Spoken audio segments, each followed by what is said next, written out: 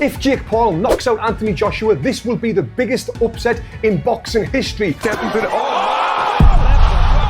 And these boys are heavyweights, and in heavyweight boxing, anything can happen. And this fight has just been officially announced. And on this video, I'm going to go over the rules for this fight, give you my opinion, and I'm an Olympic medalist boxer, former undefeated professional myself, so I think my opinion's got a little bit weight behind it. Not as much weight as Anthony Joshua's got on Jake Paul though, but we're going to talk all about that right now. Now at the end of the video, I'm going to give you my prediction of exactly what will happen, which is going to surprise and upset a lot of people, I'm sure it will. But let's get on with it. So, this fight is happening December 19th in Miami. And we know it's definitely happened because Joshua's tweeted about it. Netflix has tweeted about it. DAZN has tweeted. Everyone is bloody tweeting about it. Now, before I get into the predictions and exactly what's going to happen, I just want to say, if you were one of these people who can't stand Jake Paul, because there's so many people out there who can't stand Jake Paul, you've got to have a little bit of respect for him right now, right? Because, you know, even though you'll be getting like $50 million, and you might think, well, I would get in the ring with Anthony Joshua for $50 million. The difference is between you and me and Jake Paul is he doesn't have to get in the ring with Anthony Joshua for $50 million. He's got $50 million.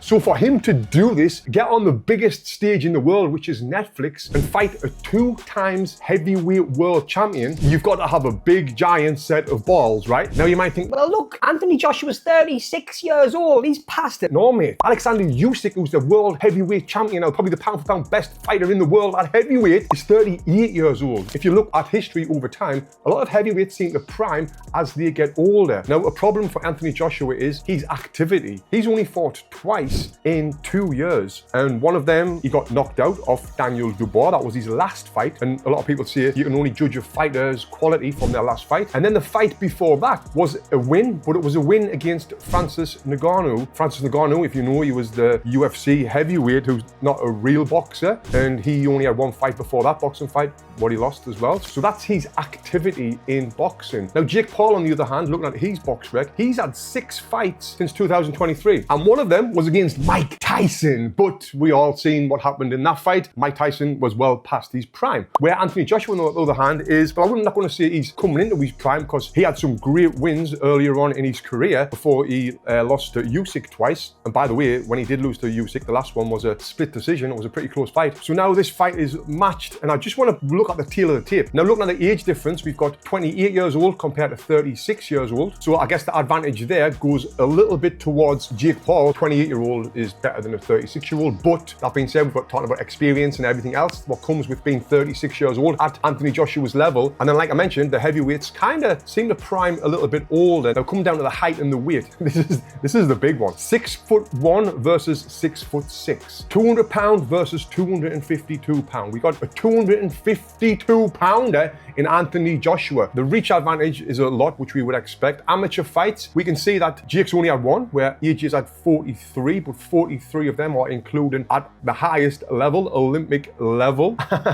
And yes, he won the Olympic bloody gold medal, if I don't need to remind you. Then the pro record, Jake Paul has had 13 fights, lost 1. AJ has had 28 fights and he's lost 4 with 25 KOs. And the one person that Jake Paul lost to was Tommy Fury. Now, can we compare Tommy Fury with Anthony Joshua? Not at all. It's like night and day. So now I'm going to talk about the rules of this fight, and I'll give you my prediction, which is going to shock a lot of people after this. So, what are the rules? The bout will take place at a heavyweight, obviously. It's going to be 8 3-minute rounds. You might think, well, that's better for Jake Paul, and I'm thinking, not really. It's better for Anthony Joshua because he's just going to go all out for them 8 3-minute rounds. And imagine that, Anthony Joshua blasting at you, 6'6", whatever he is, 250 pounds, throwing big bombs at you. Anyway, both fighters will be using 10-ounce gloves for the duration of the contest. Why have they got that? It says both fighters will be wearing 10-ounce gloves for the duration of the contest. What do you expect? Them to take them off halfway through and switch them to 12s?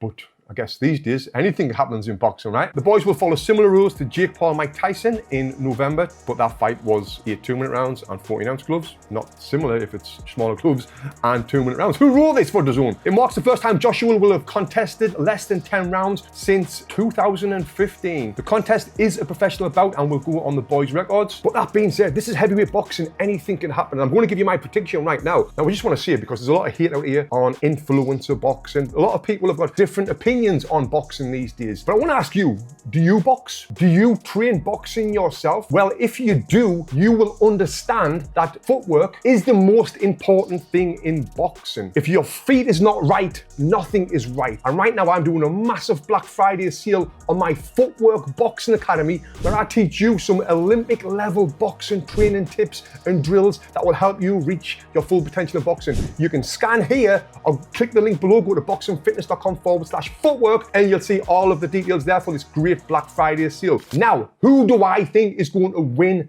this fight and how? Well, if I said to you, Jake Paul is going to win this fight by knockout, you would think I'm absolutely crazy, right? But the thing is, it can happen. 10-ounce gloves, heavyweight, Jake Paul can punch hard. But do I think that's going to happen? Absolutely not, mate. Anthony Joshua is an absolute beast, an unbelievable, highly skilled, highly trained, highly experienced professional boxer with power in both hands, and he's really good at finishing people off. And even though I really take my hat off for Jake Paul for taking this fight, I didn't really want to take it because of what's going to happen in the result of this fight, and I want to keep on this Jake Paul train. I think he's doing great, and I love his ambition. I love that he's trying to become a world champion and following his dreams and believing in himself. But at a certain point, you bite off more than you can chew, and this right here, he's bit off way more than he can chew. I think Anthony Joshua is going to end this fight within 3 rounds. I'd love to know what you think in the comments below. Also, make sure you subscribe so you don't miss my next follow-up video on this. I'm going to be talking about it loads.